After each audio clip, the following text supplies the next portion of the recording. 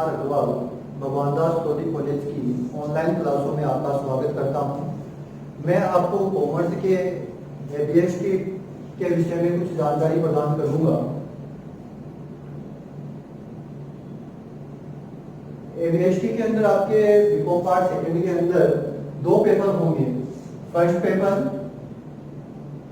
And second paper. First paper में income tax है और सेकंड पेपर के अंदर कॉस्ट अकाउंटिंग है।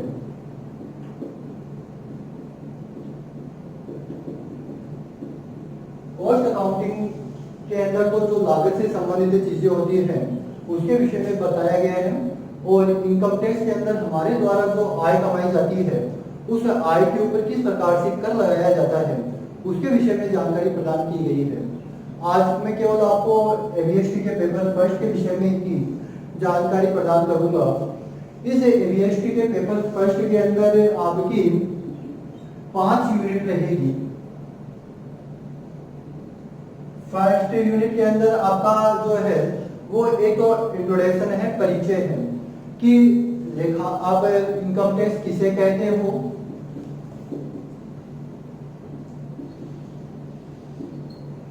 इनकम टैक्स किसे कहते हो, यह कब से लागू किया गया था, किन किन परिस्थितियों में लागू किया गया था और कुछ महत्वपूर्ण परिभाषाएं इसके अंदर बताई गई है।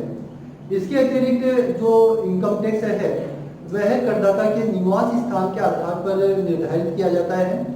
करदाता का निवास स्थान 3 प्रकार का अपन डिसाइड कर सकते हैं। एक तो होता है निवासी, दूसरा होता है असाधारण निवासी और तीसरा है अनिवासी करदाता। तो इस प्रकार से रेसिडेंटल के आधार पर हम करदाता का निवास स्थान निर्धारित करते हैं। आपकी जो फर्स्ट यूनिट है उसके अंदर यह 2 चैप्टर बताए गए हैं और हमें इन दोनों में से 2 क्वेश्चन अपन को एग्जाम के अंदर आएंगे, उनमें से एक क्वेश्चन 20 नंबर का करना है। इसी प्रकार से दूसरी जो यूनिट है उसके अंदर अपनी है income from salary. Income from salary इसके अंदर बताया गया है कि यदि किसी व्यक्ति के द्वारा कहीं पर यदि कोई नौकरी की जाती है तो नौकरी के परिणाम स्वरूप जो वेतन या जो भी उसको पारिश्रमिक प्राप्त हो रहा है वह पारिश्रमिक उसके लिए कर योग्य है और उसके अंदर हम यहाँ पर जानकारी प्राप्त करेंगे। वह अपन को नगद में भी प्राप्त हो सकती है, सुविधाओं के रूप में भी प्राप्त हो सकती है या फिर वर्तमान भुगतान के बदले में फ्यूचर के अंदर भी हमें कोई आरपीएफ या पीएफ अकाउंट के माध्यम से भी हमें प्राप्त हो सकती है या पेंशन के माध्यम से प्राप्त हो सकती है। इसके संबंध में जो कर निर्धारण है उसकी कैलकुलेशन जो है वो हम इनकम फ्रॉम सैलरी के अंदर करेंगे। एक है इनकम फ्रॉम हाउस प्रॉपर्टी।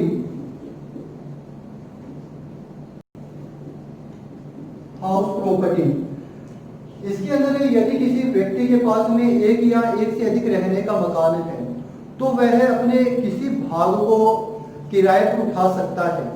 यदि वह उस मकान को किराए पर उठाता है तो उसके ऊपर जो कर देना है उसे कर की गणना हम इस चैप्टर के अंदर करेंगे और उसके अंदर क्या क्या प्रावधान है, क्या क्या नियम है, कितना स्टैंडर्ड डिडक्शन हम उसको प्रदान करते हैं, इस सभी विषय के अंदर हम यहाँ पर जानकारी प्राप्त करेंगे।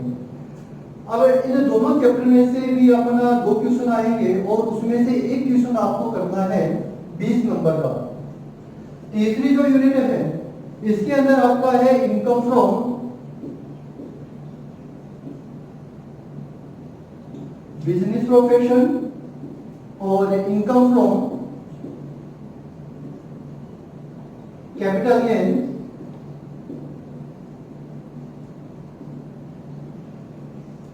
और एक तीसरा चैप्टर है इनकम फ्रॉम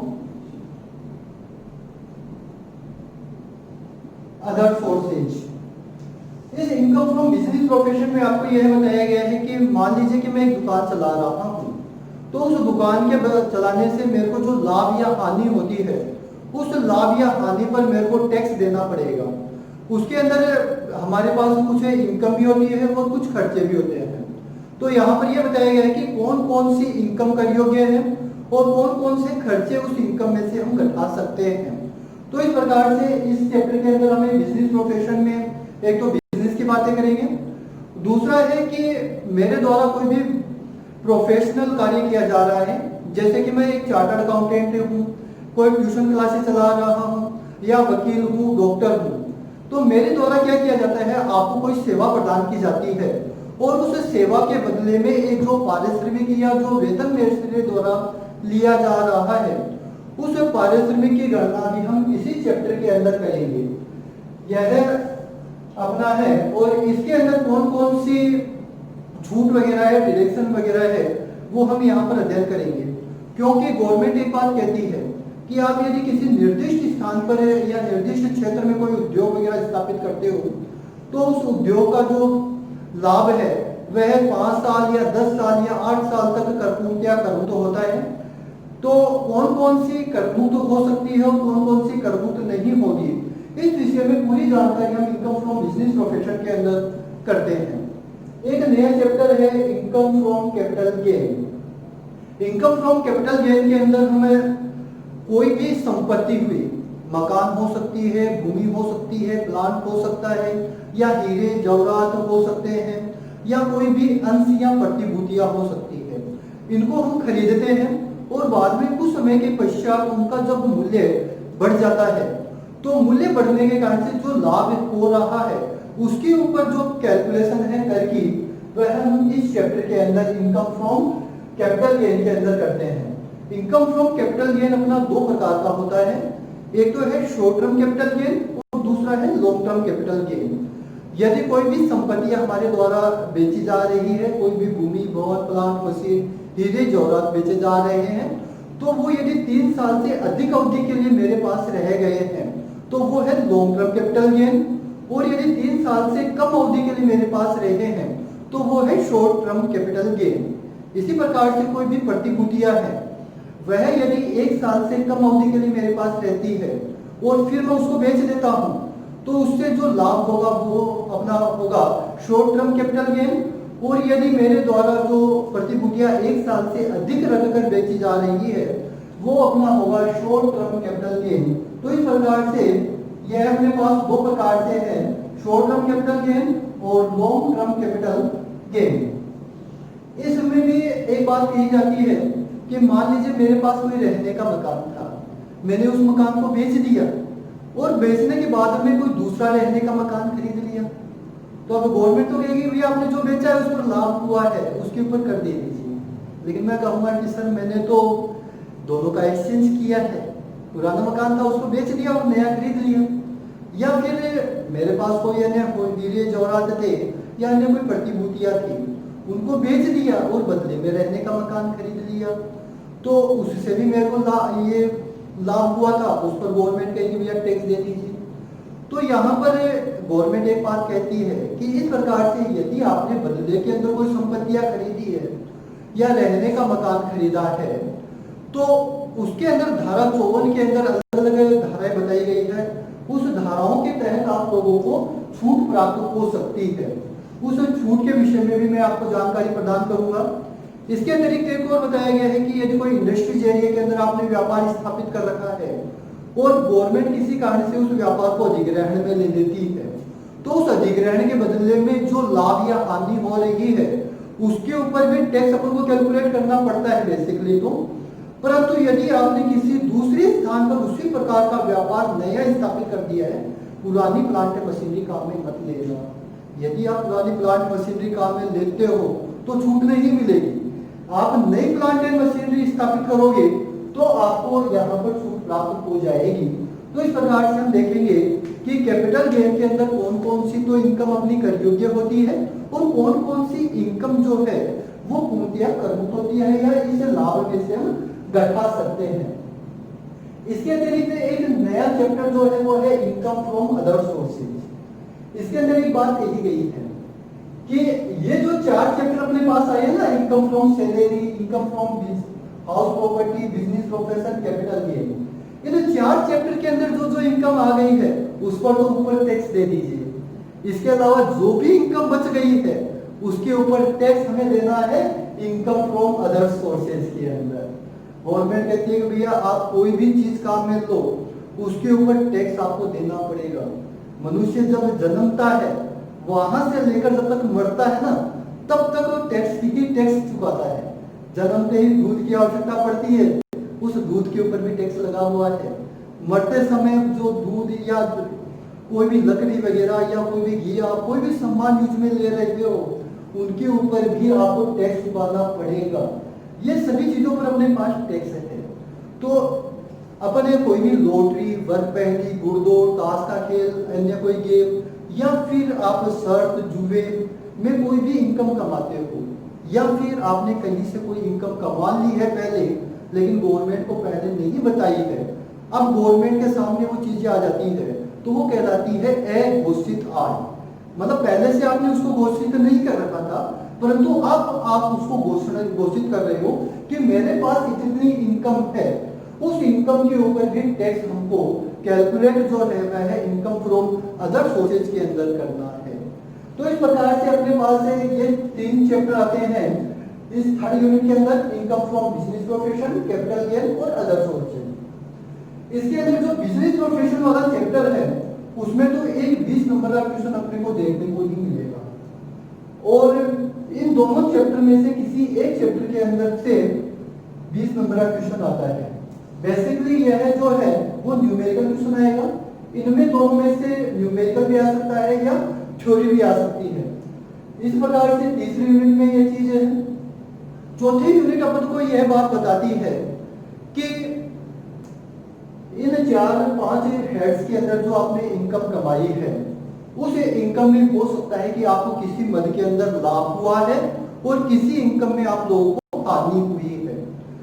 तो उस लाभ की जो लाभ है उसको हमें हानियों से अपलिखित कर सकते हैं या नहीं कर सकते, किन किन लाभों से हम उनको अपलिखित कर सकते हैं, उस विषय में एक जानकारी हमें यहाँ पर प्रदान की गई है चौथी यूनिट के अंदर, लॉस सेटअप के अंदर, कि किन किन लॉस को अपन सेट कर सकते हैं। और एक बात और है कि मान लीजिए कि मैंने इस साल केवल 1 लाख रुपए का लाभ कमाया था, और कहते हो कि भैया मैंने जो मकान है वो बेच दिया 1.5 लाख रुपए में, तो 50,000 रुपए की जो हानि हुई है, उस हानि को मैं कहीं से भी अपलिखित नहीं कर पाया, तो उस हानि को मैं कहां से अपलिखित करूंगा। इसके लिए गवर्नमेंट कहती है कोई बात नहीं है, आपके पास इनकम फ्रॉम सैलरी में तो कोई हानि होने की संभावना ही नहीं है, क्योंकि सैलरी में तो आपको इनकम ही होगी, हानि होती नहीं है। यदि आपको इनकम फ्रॉम हाउस प्रॉपर्टी में, बिजनेस प्रोफेशन में, कैपिटल गेन में या अदर सोर्सेज में कोई हानि हो रही है, तो उन हानियों को अलग अलग परिस्थितियों के अंदर बताया गया है कि कुछ हानि को आगामी हम 4 वर्षों तक अपलिखित कर सकते हैं और कुछ हानियों को आगामी 8 वर्षों तक हम अपलिखित कर सकते हैं। तो इनको किन किन हानियों से हम लॉस को सेटअप कर सकते हैं और कैरी फॉरवर्ड कर सकते हैं, इस विषय में जानकारी प्राप्त करेंगे। इसके अतिरिक्त एक चैप्टर और है अपना इसके अंदर ही, gross total income, GTI, gross total income. इसके अंदर आप लोगों को बताया गया है कि 5 हेड के अंदर जो आपने इनकम कमाई है, उस इनकम को आप जोड़ लीजिए और उसमें से जो हानियां हैं उसको अपलिखित कर दीजिए। उस हानियों को अपलिखित करने के पश्चात जो इनकम आती है, उस इनकम में से गवर्नमेंट एक बात कहती है कि आप फ्यूचर के अंदर कुछ, फ्यूचर के लिए कुछ इन्वेस्टमेंट कर लीजिए, या फिर कोई दान दे दीजिए, या किसी पिछड़े क्षेत्र में उद्योग स्थापित कर दीजिए, या कोई बच्चों के नाम से LIC वगैरह कर लीजिए, या फिर आप मकान संपत्ति खरीद लीजिए या बनवा लीजिए। तो अलग अलग धाराओं के अंदर धारा 80 के तहत छूट प्रदान की गई है। धारा 80 के अंदर हमें 80, 30 से लेकर 80U तक की बहुत सारी धाराओं के अंदर अलग अलग कटौतियों की जानकारी मैं प्रदान करूंगा। इस चैप्टर के अंदर हमें यह अध्ययन करेंगे। इसके अलावा एक चैप्टर हमें इसके अंदर और बताया गया है, व्यष्टि का कर निर्धारण, इंडिविजुअल का। मान लीजिए कि मैं एक अकेला व्यक्ति हूं और मेरे द्वारा जो इनकम कमाई जा रही है उसके ऊपर मेरे को टैक्स देना पड़ेगा। उस टैक्स की कैलकुलेशन हम कैसे करेंगे, इसके अंदर 500 हेड की इनकम जोड़ देंगे और उसमें से धारा 80 के अंदर जो हम छूट दे रहे हैं इस GTI की कैलकुलेशन के अंदर उसको घटा देंगे। उसके पश्चात में गवर्नमेंट प्रत्येक वर्ष एक बजट पास करती है। उस बजट में कहते हैं कि भैया 2.5 लाख रुपए तक की इनकम को पूर्णतया कर होते हैं। उसके आगामी जो 2.5 लाख रुपए हैं उस पर 5% टैक्स दे दीजिए, और उससे आगामी जो 5 लाख रुपए है उस पर 20% टैक्स दे दीजिए, और उससे आगामी जो रुपए है उस पर हमें 30% की दर से टैक्स दे दीजिए। कहने का मतलब है 2,50,000 रुपए, 0 रुपए से लेकर 2,50,000 तक हमें कोई भी टैक्स नहीं देना है। इसी प्रकार से 2,50,000 1 रुपए से लेकर 5 लाख रुपए तक की जो इनकम आती है उस पर 5% की दर से टैक्स दे दीजिए, और 5 लाख रुपए से 5 लाख 1 रुपए से लेकर 10 लाख रुपए तक की जो इनकम है उस पर 20% की दर से टैक्स दे दीजिए, और 10 लाख रुपए से अधिक जो इनकम है उस पर 30% की दर से टैक्स चुका दीजिए। इस प्रकार से हमें अलग अलग टैक्स की कैलकुलेशन करनी है व्यक्ति के लिए, और इस टैक्स के ऊपर जो कैलकुलेट अपना होगा उसके ऊपर 4% की दर से हमें एजुकेशन सेस, जो अपन पढ़ाई करते हैं ना, उस एजुकेशन के लिए सीनियर सेकेंडरी 2% है, और हायर सेकेंडरी एजुकेशन सेस जो है वो 2% है। इस प्रकार से टोटल 4% एजुकेशन सेस हमें यहाँ पर जो टोटल इनकम आएगी, अब टैक्स अपना आ रहा है उसके ऊपर कैलकुलेट करना है। तो एक चौथी यूनिट के अंदर अपने पास यह है 3 चैप्टर बताए गए हैं। एक है लॉस सेटअप, एक है ग्रॉस टोटल इनकम, और एक है इंडिविजुअल। अब पेपर के अंदर जो अपने पास आता है उसके अंदर लॉस सेटअप है, कैरी फॉरवर्ड वाला जो चैप्टर है उसमें से, और ग्रॉस टोटल इनकम जो है उसमें से थ्योरेटिकल क्वेश्चन ज्यादा पूछे जाते हैं, और न्यूमेरिकल जो क्वेश्चन है वो ग्रॉस टोटल इनकम और इंडिविजुअल, इन दोनों में से किसी में से भी आ सकता है। कई बार क्या होता है कि एग्जाम के अंदर 8-9 क्वेश्चन न्यूमेरिकल आते हैं, तो दोनों चैप्टर में से एक क्वेश्चन न्यूमेरिकल दे देते हैं, और कई बार एक क्वेश्चन न्यूमेरिकल और एक थ्योरी आता है। तो हो सकता है कि दोनों में से किसी एक चैप्टर में से थ्योरी दे दे, लेकिन यह है इंडिविजुअल वाले में से न्यूमेरिकल आएगा उस कंडीशन के अंदर। तो इस प्रकार से 4 यूनिट अपने पास हुई है, और एक है अपने पास 5वीं यूनिट।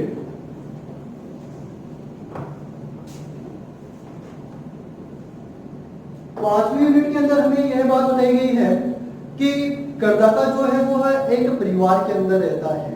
मान लीजिए कि मैं हूं, लेकिन मैं मेरे परिवार के साथ ही तो रहना हूं ना। मेरे परिवार में एक से अधिक व्यक्ति हो सकते हैं, मैं हो सकता हूं, मेरी वाइफ हो सकती है, मेरे बच्चे हो सकते हैं। एक व्यक्ति का कोई भी हिंदू एक विभाजित परिवार नहीं होता है। एक से अधिक, चाहे 2 व्यक्ति हो, 3 हो, 4 हो, 5 हो, कितने भी मेंबर हो सकते हैं, वह हिंदू एक विभाजित परिवार का निर्माण कर सकते हैं। लेकिन इसके लिए क्या अनिवार्य चीज क्या है कि उसमें परिवार की कोई संपत्ति आनी चाहिए, जो अपने पूर्वजों से संपत्तियां प्राप्त हो रही है ना, उससे हमें कोई इनकम प्राप्त होनी चाहिए। उस इनकम पर जो टैक्स है वह हमें यहाँ पर कैलकुलेट करना है 5वीं यूनिट में HUF के अंदर, हिंदू है विभाजित परिवार के अंदर। इसके अंदर भी वही नियम अपने पास लागू है जो अपना वैश्विक के अंदर लागू किया जाता है। और एक यूनिट अपने एक 5वीं यूनिट के अंदर ही एक और बताया गया है फर्म का कर निर्धारण। इसके अंदर क्या होता है कि कोई 2 या 2 से अधिक व्यक्ति मिलकर किसी साझेदारी फर्म की स्थापना करते हैं, तो उसके ऊपर जो टैक्स है वह हम कैसे कैलकुलेट करेंगे, इस विषय में पूरी जानकारी हमें फर्म के अंदर प्रदान की गई है। इसके अलावा गवर्नमेंट एक बात और कहती है कि आप यदि कोई भी इनकम कमाते हो तो उस इनकम के ऊपर नियोक्ता द्वारा या जो व्यक्ति आपको इनकम दे रहा है उसके ऊपर टैक्स काटकर आप लोगों को चुकाएगा। तो जो आपको रुपए दिए जा रहे हैं उस रुपए के ऊपर ही जो टैक्स काटा जाता है वह अपना कहलाता है TDS। हिंदी में बोलते हैं उद्गम स्थान पर कर की कटौती। इस प्रकार से TDS के विषय में हमें जानकारी प्रदान की गई है। और आप लोगों को यदि पहले से ही यह जानकारी है कि मेरा जो इनकम है वह 2.5 लाख रुपए से अधिक है या 5 लाख रुपए से अधिक है, तो मेरे को टैक्स चुकाना पड़ेगा। तो गवर्नमेंट कहती है कि भैया जब सबसे पहले ही आपको यह जानकारी है कि आप टैक्स के दायरे के अंदर आ रहे हो, तो उस टैक्स के ऊपर जो टैक्स बढ़ता है वह आप हमें एडवांस में ही चुका दीजिए। एडवांस टैक्स के रूप में हमें पहले से ही चुका दीजिए। तो इस प्रकार से हम इस यूनिट के अंदर यह 4 चीजें पढ़ेंगे, जिसके अंदर बेसिकली तो हमेशा 2 न्यूमेरिकल क्वेश्चन आते हैं, लेकिन कई बार क्या होता है कि एक न्यूमेरिकल और एक थ्योरी क्वेश्चन देते हैं। इसमें जो फ्रॉम वाला चैप्टर है उसमें तो 20 नंबर का एक न्यूमेरिकल क्वेश्चन आता है, 100% प्रत्येक वर्ष पूछा जाता है। और हिंदू एक्ट, बालिक परिवार, टीडीएस और एडवांस टैक्स, इन तीनों चैप्टर को समाहित करते हुए टिप्पणी के रूप में एक क्वेश्चन आपको पूछा जाता है थ्योरिकल। इस प्रकार से आपका प्रत्येक 5 यूनिट में से 10 क्वेश्चन आपके एग्जाम में देखने को मिलेंगे, उनमें से 5 क्वेश्चन आपको करना है।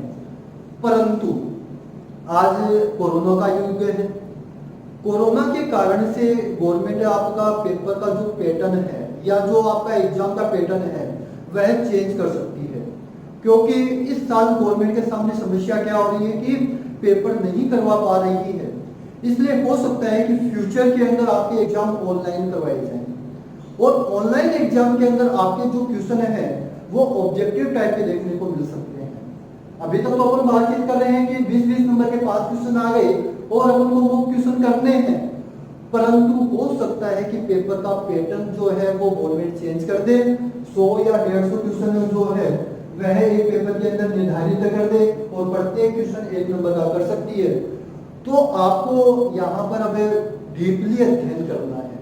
आप ये मत मानना कि मैं फर्स्ट यूनिट को छोड़ देता हूँ, दूसरी या जो चैप्टर में से क्वेश्चन नहीं पूछे जा रहे हैं, कम पूछे जा रहे हैं, उनको छोड़ देता हूँ, तो वो चीज नहीं होगी बेटा। यहाँ पर आप लोगों को एक चीज करनी है कि जो क्वेश्चन हमें पूछे जा रहे हैं वो तो हमें देखने ही है, 20 नंबर के अकॉर्डिंग वो तो तैयारी करनी है। इसके अलावा साथ साथ में ऑब्जेक्टिव टाइप के जो क्वेश्चन है उनका भी अध्ययन यहाँ पर करना है। तो जो नोट्स या जो भी जानकारियां मैं आपको प्रदान करता हूँ वो मैं दोनों प्रकार से आप लोगों को प्रदान करूंगा। आपको 20 नंबर के अकॉर्डिंग भी तैयार करवाऊंगा और ऑब्जेक्टिव टाइप के जो क्वेश्चन है उसके विषय में भी जानकारी प्रदान करूंगा।